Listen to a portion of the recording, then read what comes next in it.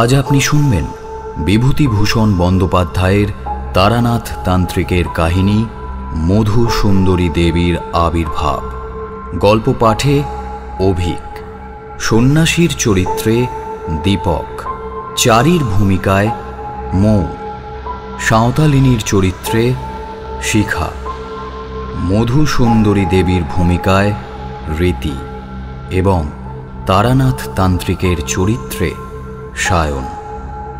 নাট্যরূপদান Chinmoy, poster designing Biswajit, promotional partner quickfindout.com, সমগ্র পরিচালনা এবং ধ্বনি পরিকল্পনা সায়ন।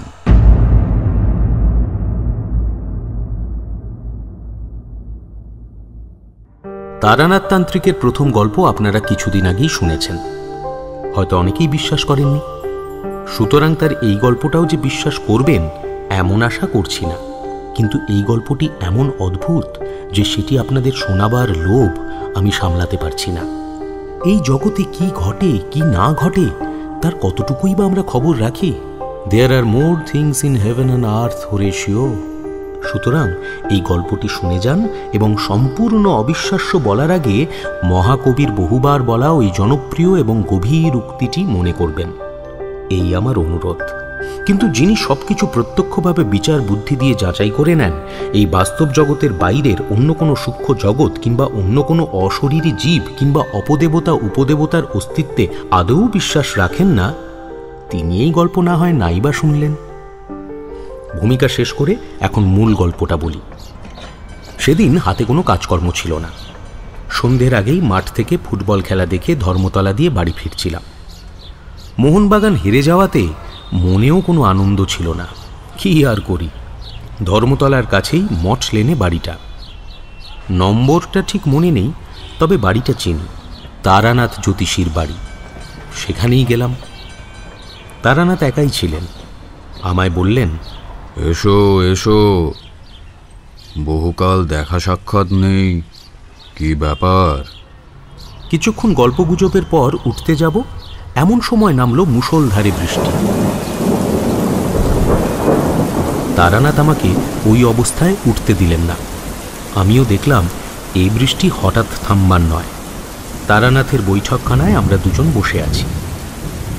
বৃষ্টির সময় মনে কেমন এক ধরনের একাকিত্বের ভাব আসে। বৃষ্টি না থাকলে মনে হয় শহর শুদ্ধ লোক এই বুঝি আমার ঘরে এসে ভিড় করবে। কেউ না এলেও মনের ভাবটা এরকমই থাকে। কিন্তু বৃষ্টি নামলে মনে হয় এই বৃষ্টি মাথায় নিয়ে কেউই আসবে না। সুতরাং আমার ঘরে আমি একা। তারানাথের সঙ্গে বসেও সেদিন মনে হলো আমরা দুজন ছাড়া সারা কলকাতা শহরে যেন কোথাও কোনো লোক নেই। সুতরাং মনের ভাব বদলে গেল।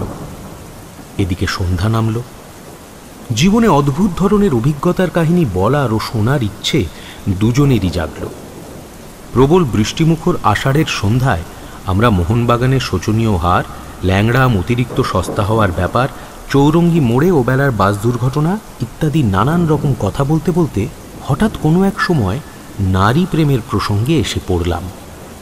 তারানাথ বেশ বড় জ্যোতিষীয় তান্ত্রিক হলেও ব্রহ্মচারী সুখদেব যে নন বা কোনো কালে ছিলেন না, এ কথা আগের গল্পেও বলেছি। নারীর সঙ্গে সে যে বহুবার মেলামেশা করেছে এ কথা অস্বীকার করা যায় না। সুতরাং তার মুখ থেকেই এই বিষয়ে কিছু রসালো অভিজ্ঞতা শুনব এমন আশা করা আমার পক্ষে সম্পূর্ণ অস্বাভাবিক নয়।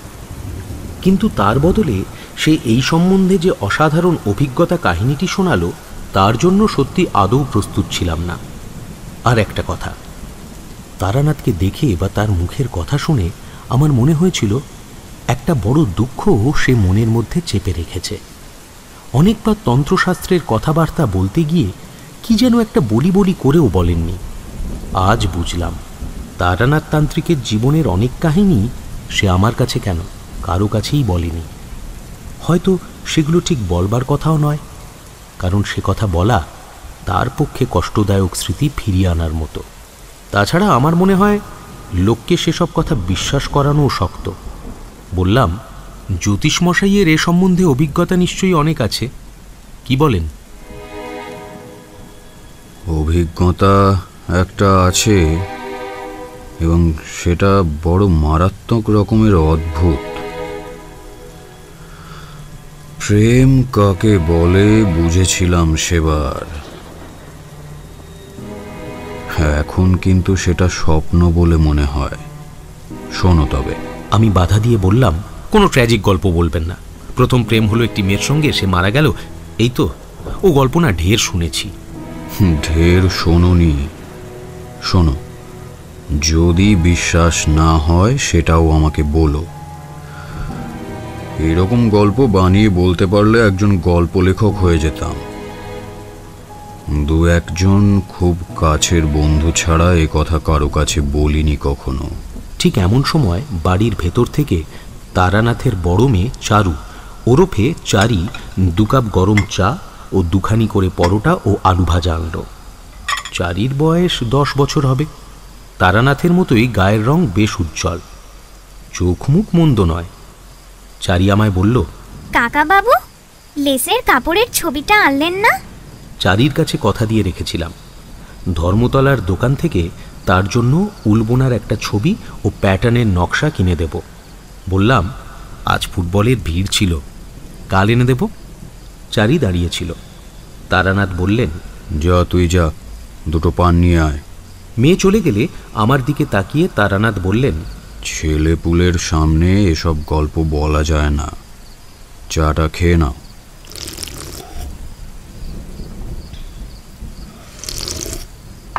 চা পানের পর তারানাথ বলতে আরম্ভ করলেন, বীরভূমের শ্মশানের যে পাগলির অদ্ভুত কাণ্ড সেবার গল্প করেছিলাম, তার ওখান থেকে তো চলে এলাম সেই কাণ্ডের পরেই।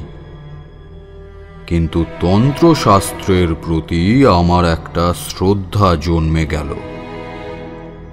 নিজের চোখে যা দেখলাম তা তো আর বিশ্বাস না করে পারি না।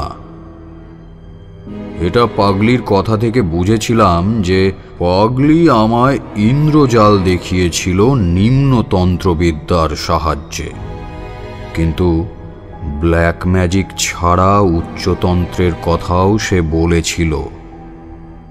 ভাবলাম দেখি না কি আছে এর মধ্যে। গুরু খুঁজতে লাগলাম। তা খুঁজলে কি হবে? ও পথের পথিকের দেখা পাওয়া অত্যন্ত কঠিন। এই সময় বহু জায়গায় ঘুরে বেড়িয়ে আমার 2টো মূল্যবান অভিজ্ঞতা হলো। প্রথম, ধুনি জ্বালানো যে সমস্ত সাধুরা রয়েছে তাদের মধ্যে 99% জন ব্যবসাদার। ধর্ম জিনিসটা এদের কাছে একটা বেচা কেনার বস্তু। ক্রেতাকে ঠকানোর বিশাল কৌশল ও আয়োজন এদের আয়ত্তের মধ্যে থাকে। দ্বিতীয় যে ব্যাপারটা দেখলাম তা হলো সাধারণ মানুষ অত্যন্ত বোকা। এদের ঠকানো খুব সহজ, বিশেষত ধর্মের ব্যাপারে, বুঝলে? সে যাকগে ওসব কথা। আমি ধুনি জ্বালানো ব্যবসাদার সাধু অনেক দেখলাম, ইন্স্যুরেন্সের দালাল দেখলাম, দৈবিক ওষুধের মাদুলি বিক্রেতাকে দেখলাম, সাধু বেশে ভিক্ষুক দেখলাম, কিন্তু সত্যিকারের সাধু একটাও দেখলাম না। তা এই সময় বরাকর নদীর ধারে শালবনের মধ্যে একটি ছোট্ট গ্রামের সীমায় এক মন্দিরে একদিন আশ্রয় নিয়েছি। শীতকাল। আমি বনের ডালপালা কুড়িয়ে আগুন ধরাবার জোগাড় করতে যাচ্ছি, এমন সময় একজন শ্যামবর্ণ, রোগা এবং লম্বা আকৃতির বয়স্ক সাধুকে দেখলাম। একটা ওই পুঁটুলি বগলে করে মন্দিরে ঢুকছেন। তা আমি গিয়ে পা ছুঁয়ে প্রণাম করলাম। সাধুটি বেশ ভালো কথা বলে। বললেন, তুই যে দেখছি বড় ভক্ত, কি চাস এখানে? বাড়ি ছেড়ে রাগ করে বেরিয়েছিস দেখছি। রাগ নয় বাবাজি, বৈরাগ্য। সাধু হব বললেই সাধু হওয়া যায় না। তোর মধ্যে ভোগের বাসনা এখনো পুরো মাত্রায় রয়েছে। সংসার ধর্ম করবি যা। এই একই কথা পাগলিও আমাকে বলেছিল।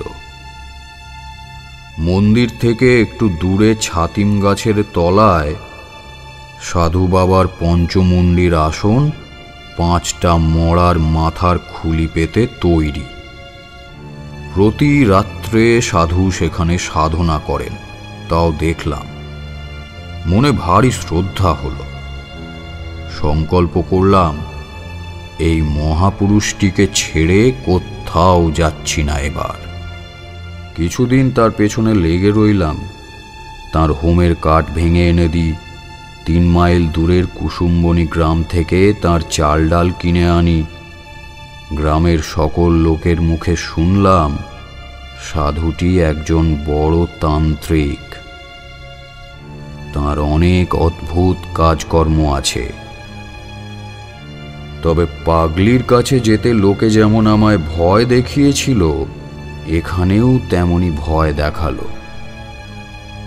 বলল, ওই তান্ত্রিক সাধু সন্ন্যাসীদের বেশি বিশ্বাস করো না ভায়া, ওরা সব পারে। একটু সাবধান হয়ে চলো, কেমন? বিপদে পড়ে যাবে নইলে, এই বলে দিলুম। কিছুদিন পরেই ওদের কথার সত্যতা বুঝতে পারলাম। গভীর রাত্রে আমার ঘুম ভেঙে গেল। সেদিন শুক্লপক্ষের রাত্রি, বেশ ফুটফুটে জ্যোৎস্না। মন্দির থেকে ছাতিম গাছের দিকে চেয়ে দেখি বাবাজি কার সঙ্গে যেন পঞ্চমুণ্ডির আসনে বসে কথা কইছেন। কৌতূহল হলো, এত রাত্রে কে এলো এই নির্জন নদীর তীরে জঙ্গলের মধ্যে? কৌতূহল সামলাতে না পেরে এগিয়ে গেলাম।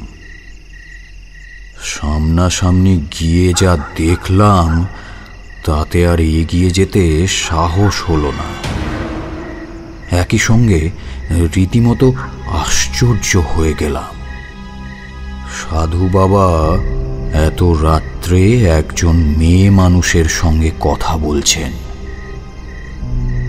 গাছের আড়াল থেকে মেয়ে মানুষটিকে আমি খানিকটা স্পষ্ট, খানিকটা অস্পষ্টভাবে দেখার পর মনে হলো মেয়েটি যুবতী এবং পরমা সুন্দরী। এত রাত্রে গুরুদেব কোন মেয়ের সঙ্গে কথা বলছেন? আর সেই মেয়েটি এলোই বা কেমন করে একা এই নির্জন জায়গায়? যাই হোক, আর বেশি দূর এগোলেই ওরা টের পেয়ে যাবে। মনে কেমন একটা ভয় হলো। সেদিন চলে এলাম। তারপর দিন রাত্রে আমি ঘুমোলাম না। গভীর রাত্রে উঠে পা টিপে টিপে বাইরে গিয়ে গাছের আড়াল থেকে উঁকি মেরে দেখি কাল রাত্রের সেই মেয়ে মানুষটি আজও এসেছে। ভোর হওয়ার কিছু আগে পর্যন্ত আমি সেদিন গাছের আড়ালে দাঁড়িয়ে রইলাম।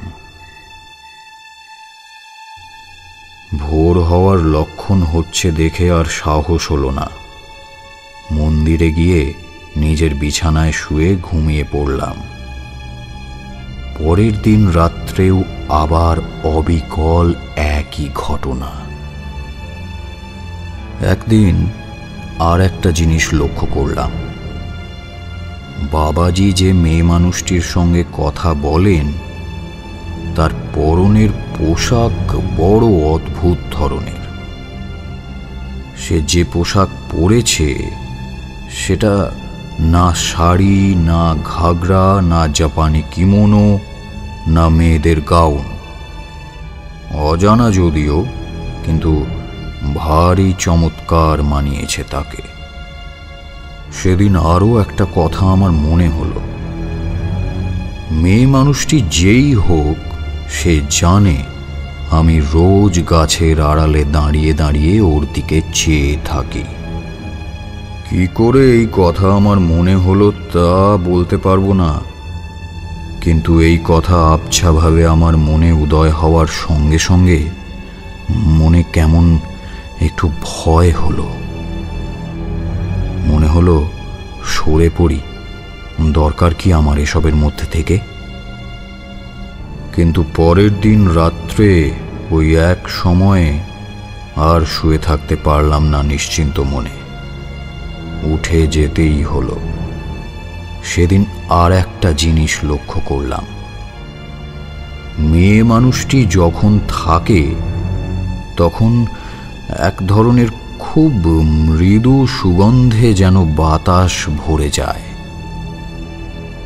এ কদিনেও এই গন্ধটা পেয়েছি, কিন্তু ভেবেছিলাম কোনো বনফুলের গন্ধ। আজ বেশ বুঝতে পারলাম যে গন্ধের সঙ্গে ওই মেয়েটির উপস্থিতির একটা সম্বন্ধ রয়েছে। এই রকম চলল আরো দিন 10-12। তারপর সাধুর ডাক এলো বরাকর না কোডারমার এক গাড়োয়ালি জমিদার বাড়িতে কি একটা শান্তি সস্তয়ন করার জন্য। সাধুজি প্রথমে যেতে রাজি হননি, দুদিন তাদের লোক ফিরে গিয়েছিল। কিন্তু তৃতীয় দিন জমিদারের ছোট ভাই নিজে পালকি নিয়ে এসে সাধুকে অনেক খোসামদ করে নিয়ে গেলেন। মনে মনে ভাবলাম এ আর কিছুই নয়, সাধুজি সেই মেয়েটিকে ছেড়ে একটি রাত্রিও বাইরে কাটাতে রাজি নন। কিন্তু কাছে কোথাও কোনো বস্তি নেই, মেয়েটি আসেই বা কোথা থেকে? আর সাধারণ সাঁওতাল বা বিহারি মেয়ে এ নয়। আমি অনেকবার দেখেছি তাকে, এবং প্রত্যেকবার আমার দৃঢ় বিশ্বাস হয়েছে এ কোনো বড় ঘরের মেয়ে। যেমন রূপসী, তেমনি তার অদ্ভুত ধরনের অতি চমৎকার এবং দামি পোশাক আশাক।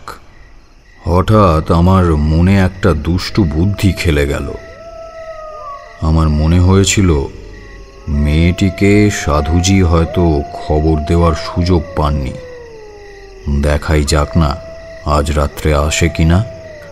তখন বয়স অল্প, তোমরা যাকে বলো রোম্যান্স, তার তখন যে আমার যথেষ্টই ছিল, এতে তুমি আমাকে দোষ দিতে পারো না। যাই হোক, নির্দিষ্ট সময়ের কিছু আগে রাত্রে সেদিন আমি নিজেই গিয়ে পঞ্চমুণ্ডির আসনে বসে রইলাম। মনে ভয়ানক কৌতূহল, দেখি আজ মেয়েটি আসে কিনা। কেউ কোনো দিকে নেই, নিস্তব্ধ নির্জন রাত্রি। মনে একটু ভয়ও হলো, এ ধরনের কাজ কখনো করিনি, কোনো হাঙ্গামায় আবার না পড়ে যাই। তখন আমার অপরিণত বুদ্ধি, নির্বোধ যুবক মাত্র। তখন ঘুণাক্ষরেও জানতাম না নিজের অজান্তেই কিসের সামনাসামনি হতে চলেছি। তবে কি আর ছাতিম তলায় একা পঞ্চমুণ্ডির আসনে বসতে যাই? ও ছিল আমার অদৃষ্টের লিপি। সে রাত্রির প্রভাব আমার জীবনে এখনো রয়ে গেছে। আমার মনের শান্তি চিরদিনের জন্য হারানোর সূত্রপাত ঘটেছিল সেই কাল রাত্রে। তা কি আর তখন বুঝেছিলাম? যাক সে কথা। রাত ক্রমশ গভীর হলো। পূর্ব দিকের গাছপালার আড়াল থেকে চাঁদ উঠতে লাগলো একটু একটু করে। আমার ডান দিকে বরাকর নদী, নদীর দুই তীরে নুড়ি পাথর ছড়ানো, তার ওপর জ্যোৎস্না এসে পড়ল। সেই নদীর পাড়েই ছাতিমতলা আর পঞ্চমুণ্ডির আসন। সেই আসনে গিয়ে বসে আছি। আমার বাঁ দিকে খানিকটা ফাঁকা ঘাসের মাঠ, তারপর শালবন শুরু হয়েছে। হঠাৎ সামনের দিকে চেয়ে আমি চমকে উঠলাম। আমার সামনে সেই মেয়েটি কখন এসে দাঁড়িয়েছে, এমন নিঃশব্দে, এমন আচমকা যে আমি একেবারে কিছুই টের পাইনি। অথচ আগেই বলেছি আমার একদিকে বরাকর নদী, যার পাড়ে জ্যোৎস্নাবৃত নুড়ি পাথর বিছানো, আর অন্যদিকে ফাঁকা মাঠ। আসনে বসে আমিও সতর্কভাবে দৃষ্টি রেখেছি মাঠের দিকে। নদীর দিক থেকে আমার কাছে আসা কারো পক্ষে সম্ভব নয়, আর মাঠের দিক থেকে কেউ এলে আমার দৃষ্টি এড়ানো সম্ভব নয়। কয়েক সেকেন্ড পরেই একটা জলজ্যান্ত রূপসী মেয়েকে দেখে আমার কোনো মায়াজাল মনে হলো, তাই আমি চমকে উঠলাম। সঙ্গে সঙ্গে সেই মধুর সুগন্ধ। আমার সারা দেহ মন অবশ হয়ে উঠল। আমার জ্ঞানও বোধহয় ছিল তারপর আর 1 সেকেন্ড মাত্র। তারপরে কি ঘটল আমি আর কিছুই জানি না। যখন জ্ঞান ফিরল তখন ভোর হয়েছে। উঠে দেখি সারা রাত সেই পঞ্চমুণ্ডির আসনেই আমি অজ্ঞান হয়ে পড়েছিলাম। রাতের ঠান্ডা বাতাসে সারা রাত পড়ে থাকার জন্য গায়ে ব্যথা হয়েছে, গলা ভার হয়েছে। ধীরে ধীরে উঠে মন্দিরে চলে এলাম। এসে আবার শুয়ে পড়লাম। আমার মনে হলো আমার জ্বর আসবে। পরদিন সকালে সারাদিন কিছু না খেয়ে শুয়ে রইলাম, আর কেবলই গতকাল রাত্রের কথাটা ভাবছিলাম। মেয়েটা কে? কি করে এমন নিঃশব্দে আচমকা ওখানে এলো? এ তো একেবারে অসম্ভব ব্যাপার। অসামান্য রূপসী যে মেয়েটি, অজ্ঞান হয়ে পড়ার কিছু আগে কয়েক সেকেন্ডের মধ্যেই তা আমি দেখে নিয়েছিলাম। আর তাছাড়া আমি অজ্ঞান হয়ে পড়লামই বা কেন? এরও তো কোনো যুক্তিসঙ্গত কারণ খুঁজে পেলাম না। বিকেলবেলা সাধু বাবা গাড়োয়ালির জমিদার বাড়ি থেকে ফিরলেন। আমার জন্য লাড্ডু, কচুরি আর একটা মোটা সুতির চাদর এনেছেন। তার নিজের জন্য জমিদার বাড়ি থেকে ভালো একখানা পশমি শাল দিয়েছে। আমায় বললেন, শুয়ে কেন? ওঠো, জিনিসগুলো রেখে দাও। অতি কষ্টে উঠে সাধুর কাছ থেকে পুঁটলিটা নিলাম। তিনি আমার দিকে চেয়ে বললেন, কি হয়েছে? অসুখ বিসুখ নাকি? আমি কিছু জবাব দিলাম না। সাধু স্নান সেরে এসে জমিদার বাড়ির কাণ্ড কারখানা কিরকম তারই বর্ণনা দিতে লাগলেন। হঠাৎ আমায় বললেন, তোমার কি হয়েছে বলো তো? এমন মনমরা ভাব কেন? বাড়ির জন্যে মন কেমন করছে বুঝি? বলেছি তো বাবা, তোমরা ছেলে ছোকরারা এ পথে কি নামলেই নামা যায় বাপু? বড় কঠিন পথ। সে রাত্রে আমার খুব জ্বর এলো। কতদিন ঠিক জানি না, অজ্ঞান অচৈতন্য হয়ে রইলাম। জ্ঞান হলেই দেখতাম সাধু আমার মাথার গোড়ায় বসে আছেন। বোধহয় তাঁরই যত্নে এবং দয়ায় সেবারে ধীরে ধীরে সেরে উঠলাম। সুস্থ হওয়ার পর একদিন দুপুরের পরে গাছতলায় বসেছি। সাধু বললেন, ছেলে ছোকরা কি না, কি কাণ্ডটা বাঁধিয়ে বসেছিলে বলো তো বাপু? এবার তো বাঁচতে না, অতি কষ্টে বাঁচাতে হয়েছে। আচ্ছা বাপু, পঞ্চমন্ডির আসনে কি জন্য গিয়েছিলে সেদিন রাত্রে? আমি তো অবাক। মনে মনে বললাম, কি করে জানলেন ইনি? আমি তো জ্ঞানত কোনো কথাই বলিনি। হঠাৎ আমার সন্দেহ হলো সেই অদ্ভুত মেয়েটির সঙ্গে নিশ্চয়ই সাধুর ফিরে এসে দেখা হয়েছে এবং সেই বলেছে। আমাকে চুপ করে থাকতে দেখে সাধু বললেন, ভাবছো আমি কি করে জানলাম না? আরে বাপু, কতটুকুই বা তোমরা বোঝো আর কতটুকুই বা তোমরা জানো? তোমাদের দেখে দয়া হয়। আপনি কি করে জানলেন?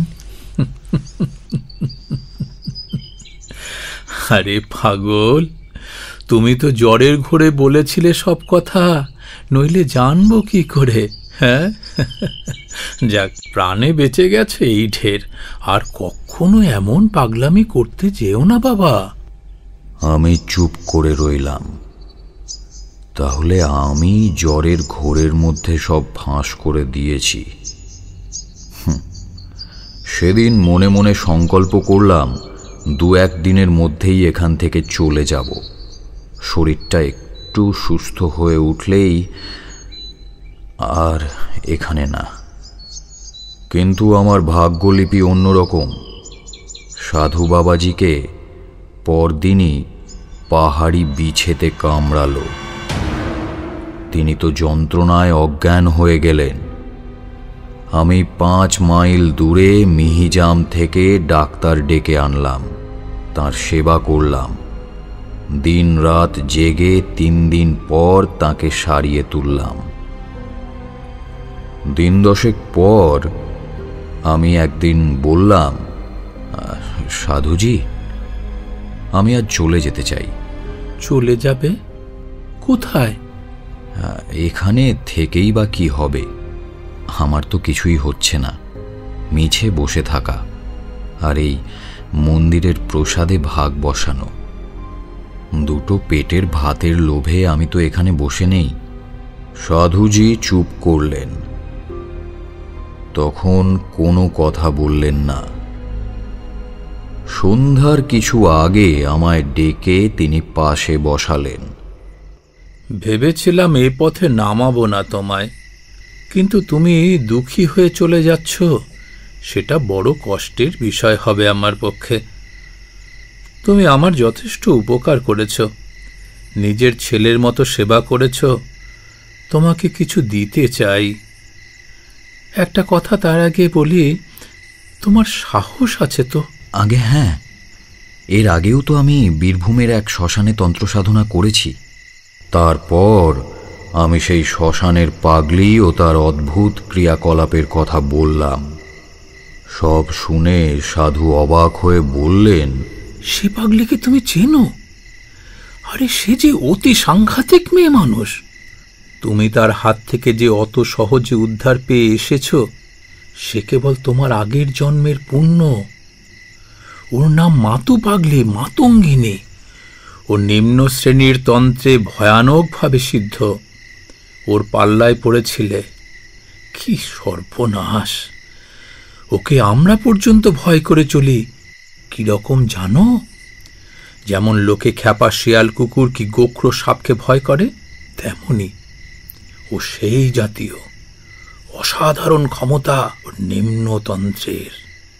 ওর ইতিহাস বড় অদ্ভুত, সে অন্যদিন বলবো।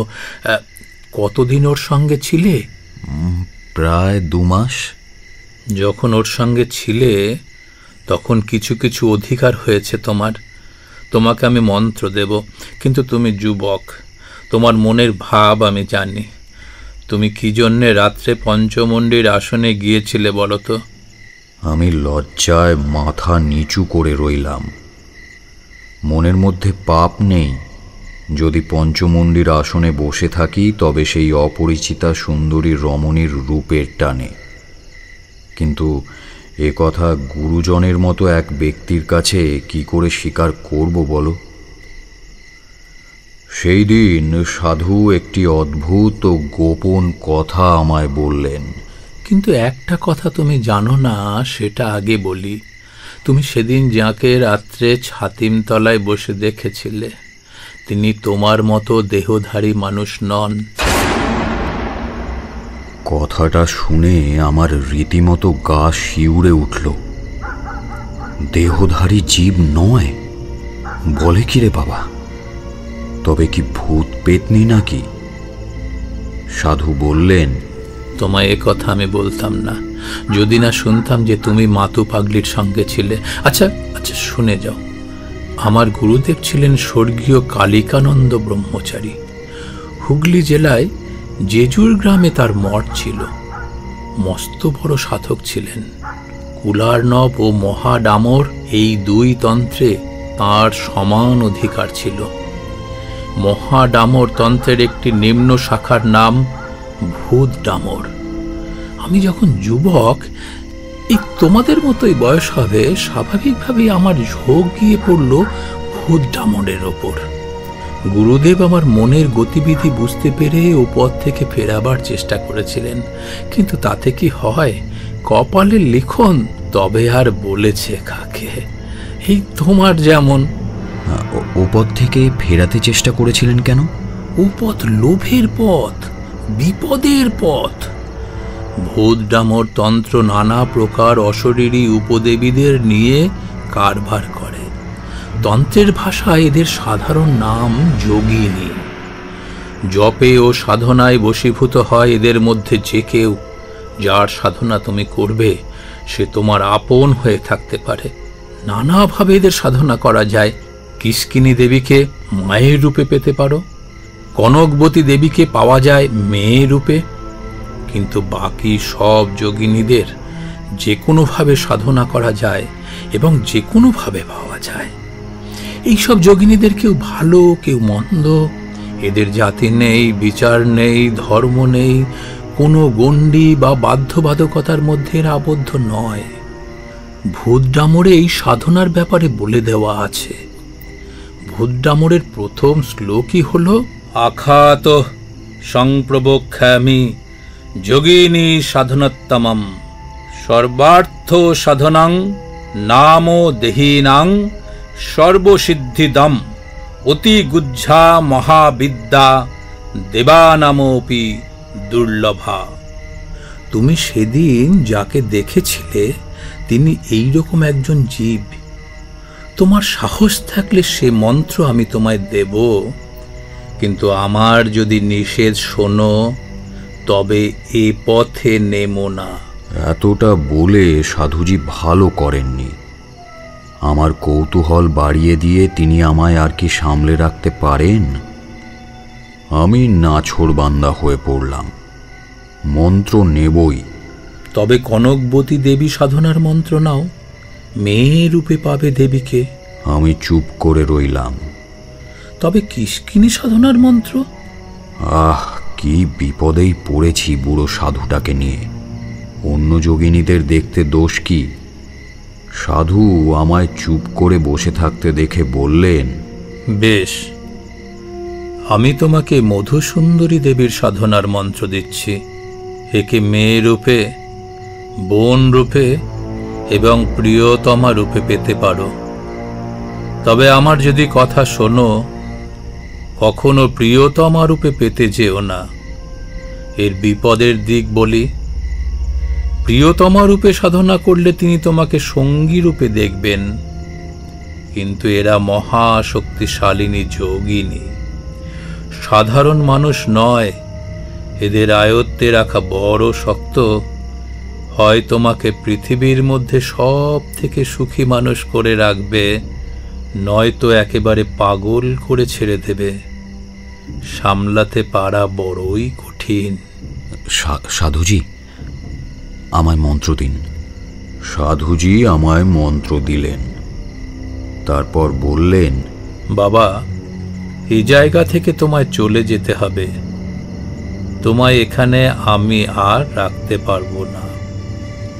এক জায়গায় দুজন সাধকের সাধনা হয় না।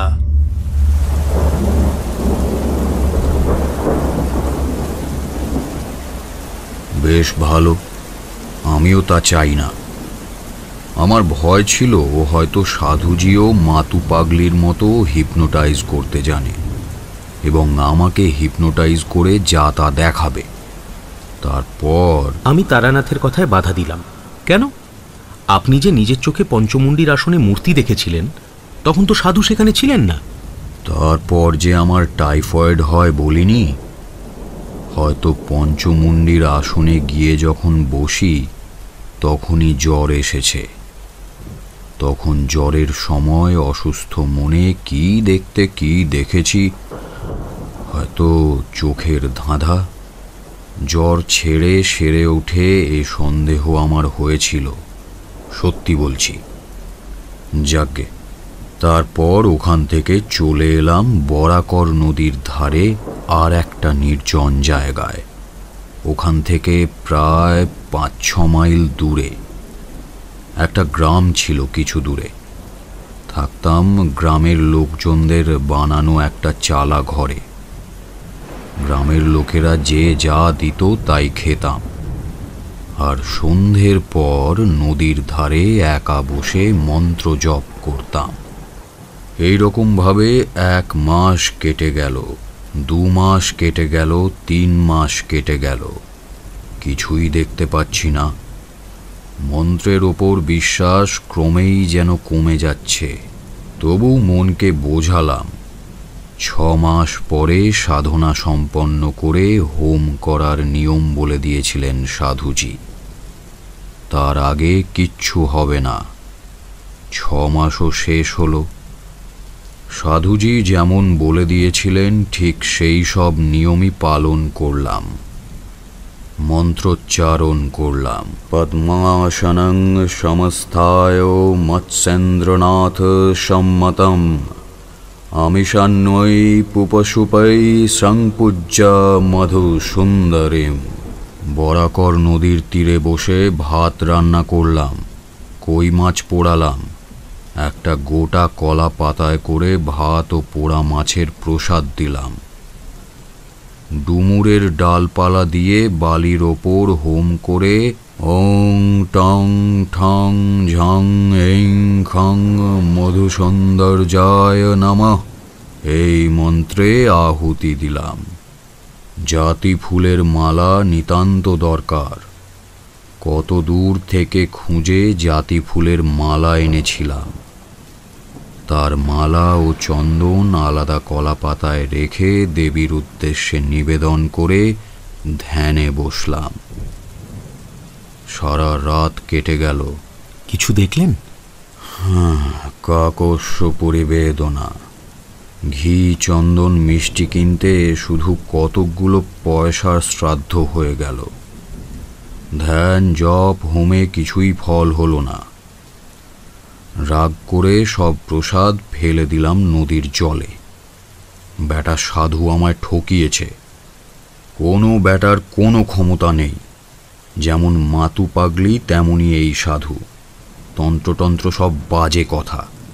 কিছুটা হিপনোটিজম জানে, তার ফলে গ্রামের লোককে ঠকিয়ে খায়।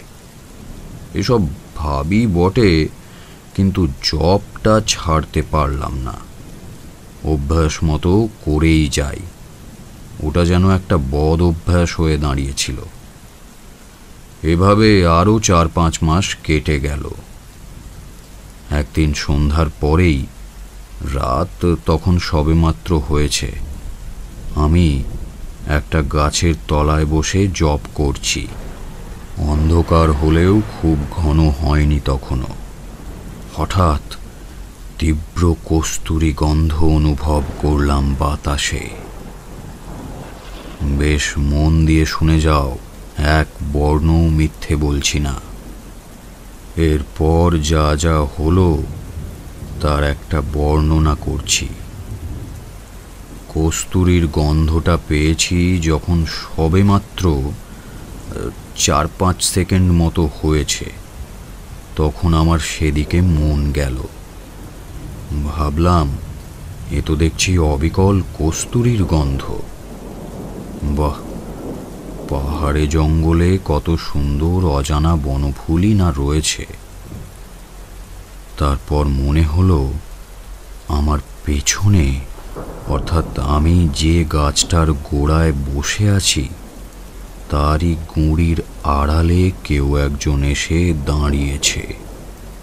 আমি পেছন দিকে দেখতে পাচ্ছি না ঠিকই, কিন্তু অনেক সময় লোকের উপস্থিতি চোখে না দেখেও অনুভব করা যায়। আমার সমস্ত ইন্দ্রিয় যেন তখন প্রবল বেগে সজাগ ও সতর্ক হয়ে উঠেছে।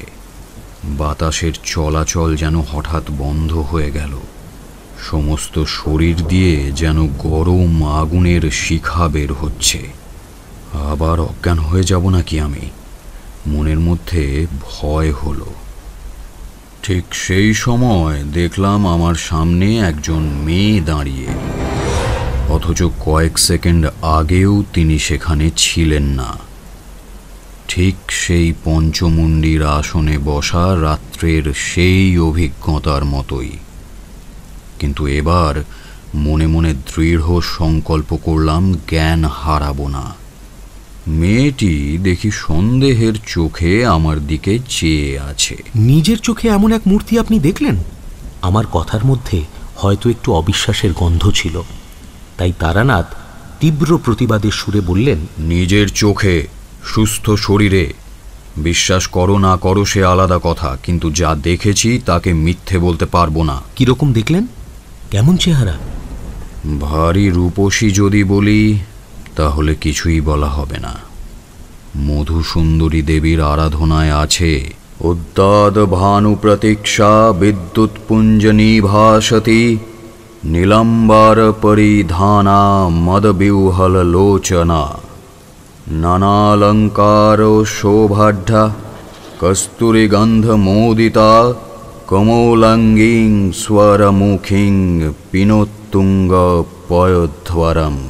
অবিকল সেই মূর্তি। তখন বুঝলাম দেবদেবীর ধ্যান মন গড়া কথা নয়। নিজে তার সামনাসামনি না গেলে এমন বর্ণনা পাওয়া যায় না।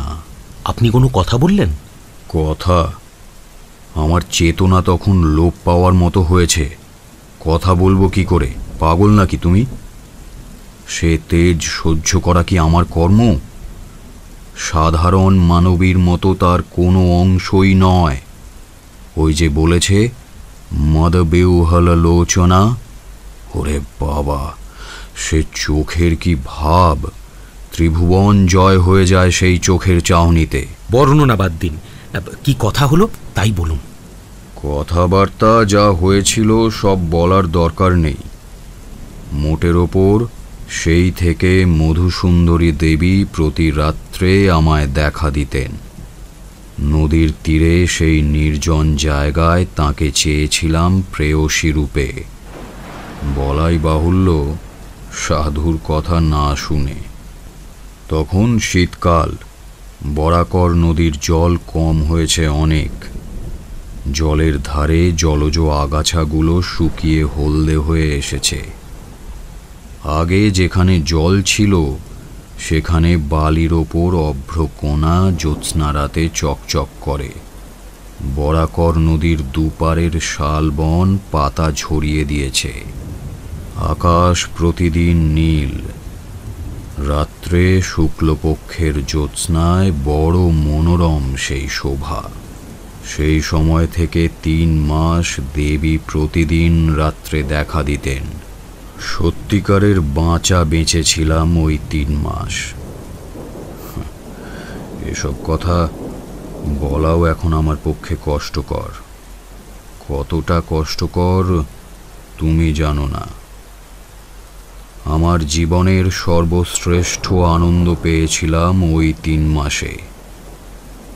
দেবী বটে, মানুষের সাধ্য নেই অত ভালোবাসা, অমন নিবিড় বন্ধুত্ব দান করা। সে এক স্বর্গীয় দান। সেসব তুমি বুঝবে না। তোমায় কি বোঝাবো? তুমি আমায় বিশ্বাস করো না, মিথ্যেবাদী না হয় পাগল ভাববে। হয়তো এতক্ষণ ধরে তাই ভাবছ। শুধু তুমি কেন, আমার স্ত্রী আমার কথা বিশ্বাস করে না। আমায় তান্ত্রিক সাধু পাগল করে দিয়েছিল ওই মন্ত্র দান করে। কিন্তু সেই সুখের প্রকৃতি ভীষণ তেজি সুরার মতো। আমাকে তার নেশা দিনে দিনে যেন বাস্তব জ্ঞানহীন করে দিতে লাগলো। কিছুই ভালো লাগে না। শুধু মনে হয় কখন সন্ধে নামবে। বরাকর নদীর শালবনে কখন দেবী মধুসুন্দরী নায়িকার বেশে আসবেন।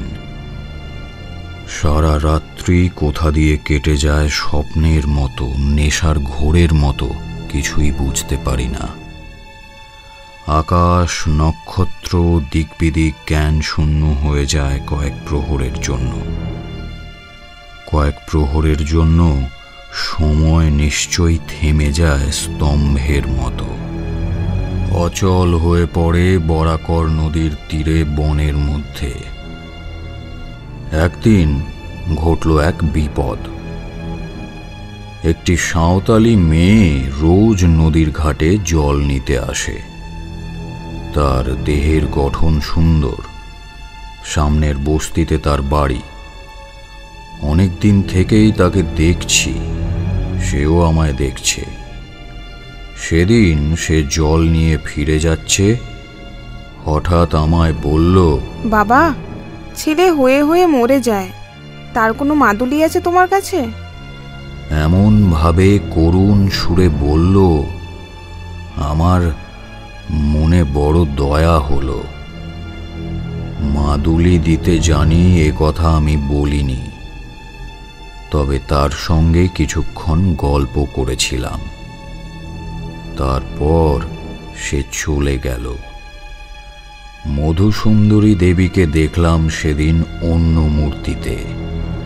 কি কুটিল চোখের চাহনি, কি ভীষণ গম্ভীর মুখের ভাব। সে মুখের ভাব তুমি কল্পনা করতে পারবে না। চণ্ডিকা দেবী যখন রুদ্রমূর্তি ধারণ করে লাল টকটকে জিভ, খোলা চুলে উগ্র কাল ভৈরবী মূর্তি ধারণ করেছিলেন, এও যেন ঠিক তাই। সেদিন বুঝলাম আমি যার সঙ্গে মেলামেশা করি সে মানুষ নয়, মানুষের পর্যায়ে সে পড়ে না। মানবী যতই রাগ করুক সে রণকালী মূর্তি ধারণ করে না, পিশাচী হয়ে ওঠে না, মানবী থাকে। ভীষণ পিত গন্ধে সেদিন শালবন ভরে গেল। প্রতিদিনের মতো কস্তুরী গন্ধ কোথায় যেন মিলিয়ে গেল। তারপর এলেন মধুসুন্দরী দেবী। দেখেই মনে হলো এরা দেবীও বটে, আবার পিশাচিও বটে। এদের ধর্মভেদ নেই, এদের না পারার মতো কোনো কাজ নেই। যে হাতে নায়িকার মতো ফুলের মালা গাঁথতে পারে সে হাতেই বিনা দ্বিধায়, বিনা অনুশোচনায় নিমেষে ধ্বংস করতে অভ্যস্ত এরা। আমার ভীষণ ভয় হলো। মধুসুন্দরী তা বুঝতে পেরে বললেন, ভয় কিসের? ভয় কই? আচ্ছা, তুমি রাগ করেছো কেন?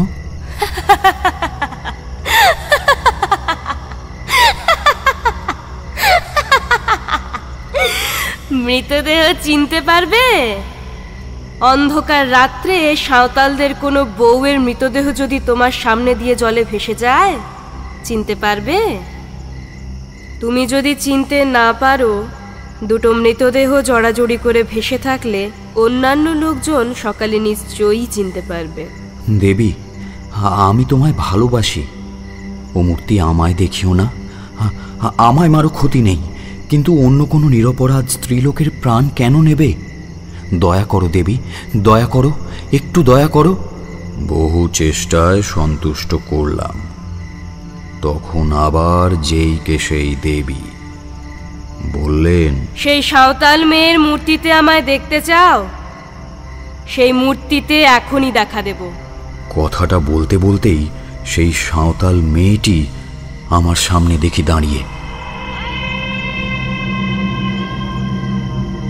বরং আরো নিটোল গড়নের শরীর, মুখের ভাব আরো নমনীয়। না না না না না, ও চাই না, ও চাই না আমার। তুমি তোমার মূর্তি দেখাও দেবী, তুমি তোমার মূর্তি দেখাও। সেই রাত্রে থেকে বুঝলাম কাল সাপ নিয়ে খেলা করছি আমি। গুরুদেব এই জন্যই আমাকে বারণ করেছিলেন। হয়তো এর হাতেই একদিন মরব। সাপুড়ে সাপের খেলা দেখায় মন্ত্রে, আবার বেকায়দায় পড়লে সাপের ছোবলেই মরে, জানো তো। কিছুদিন পর পিশাচী মূর্তি ভুলে গেলাম দেবীর প্রেম ও মধুর ব্যবহারে। তাতেও বুঝলাম এ সাধারণ মানবী নয়, অমানবিক ধরনের এদের মন। মানুষের বিবর্তনের জীব এরা নয়, হয় তার ওপরে নয় তার নিচে। একদিন দেবী আমায় বললেন, আর কিছুদিন যাক, তোমায় বহু দূরে নিয়ে যাব। কোথায়? সে এখন বলা যাবে না। আচ্ছা, কিন্তু কত দূরে, কোন দিকে? এত দূরে, এমন দিকে যা তুমি ধারণাও করতে পারবে না।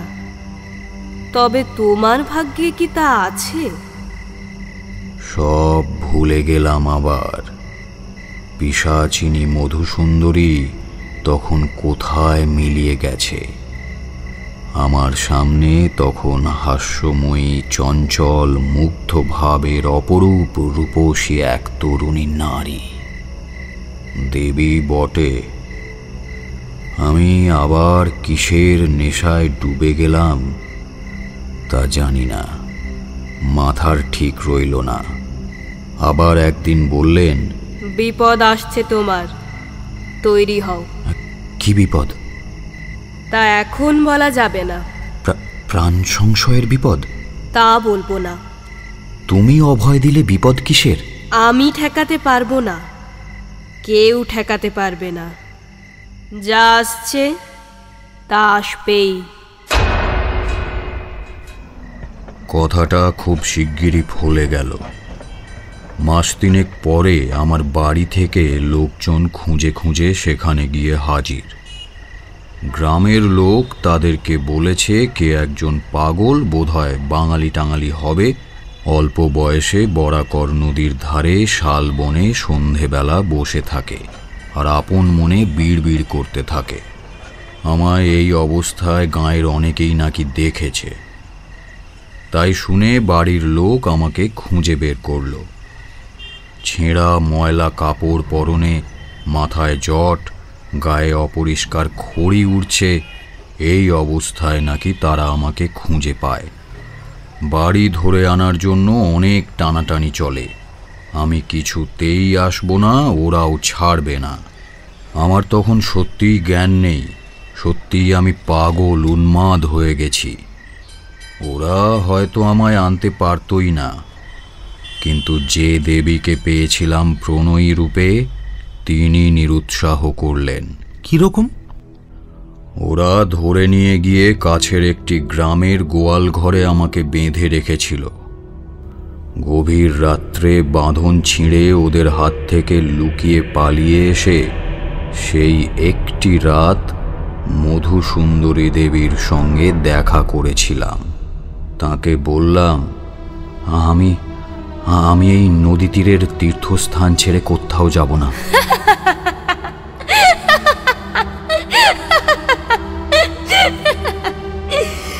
যেতে হবেই, এ আমার বিধির লিখন। অদৃষ্টের বিরুদ্ধে তিনি অত বড় শক্তিশালিনী যোগিনী হয়েও যেতে পারেন না।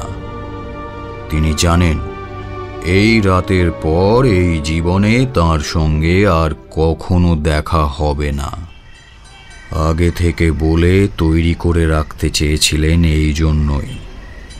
দেবী সব কিছুই জানতেন, ভূত, ভবিষ্যৎ, বর্তমান। তাই তাকে জিজ্ঞেস করিনি কি করে তিনি এ কথা জানলেন। হয়েছিলও তাই। বাড়ি আসার পরে সবাই বললে কে কি খাইয়ে পাগল করে দিয়েছে, তাই কিছুদিন পাগলের চিকিৎসা চলল। বছর খানেক পরে আমার বিয়ে দিয়ে দেওয়া হলো। সেই থেকেই আমি সংসারী।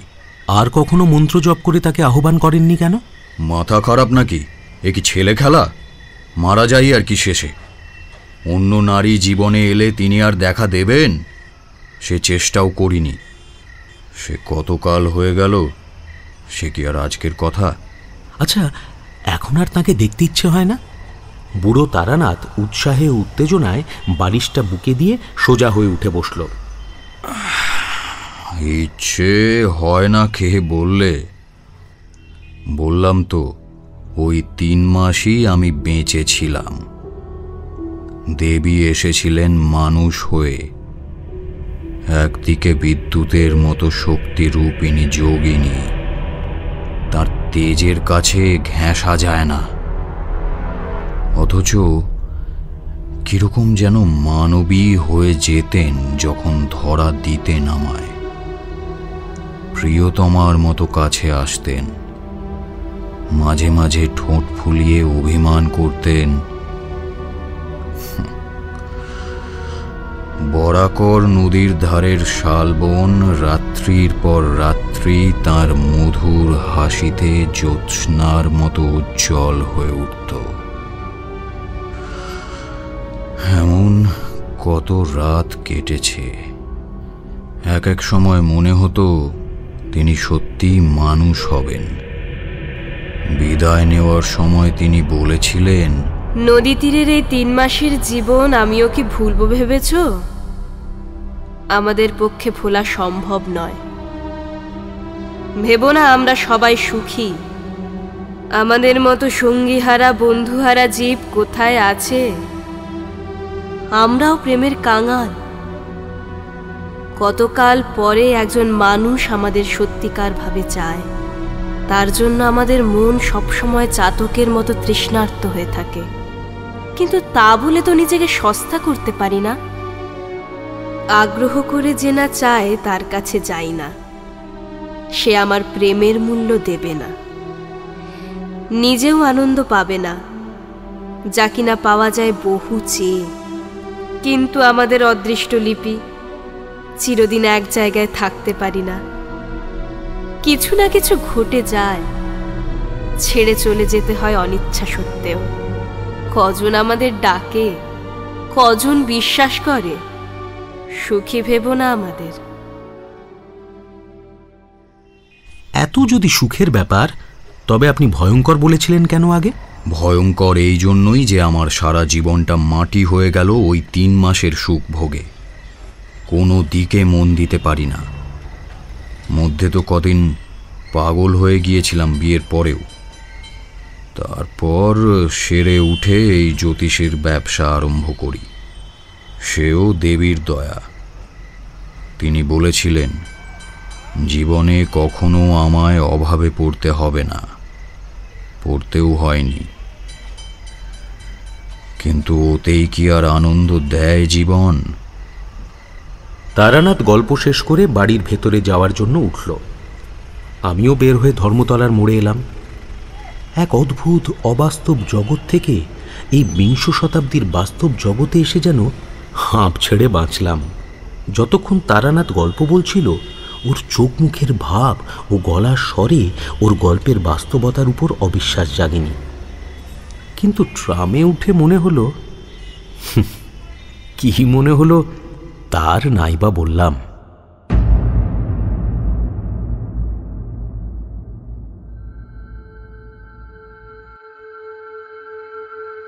এতক্ষণ আপনি শুনছিলেন বিভূতিভূষণ বন্দ্যোপাধ্যায়ের তারানাথ তান্ত্রিকের কাহিনী মধু সুন্দরী দেবীর আবির্ভাব।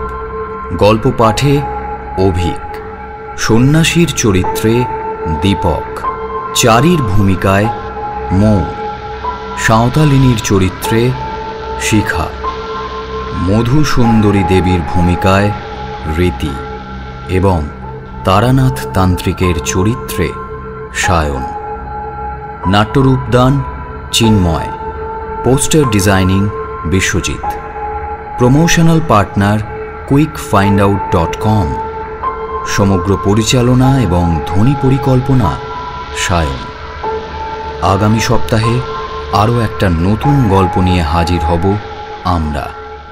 শুনতে থাকুন রেডিও মিলন 90.4 FM।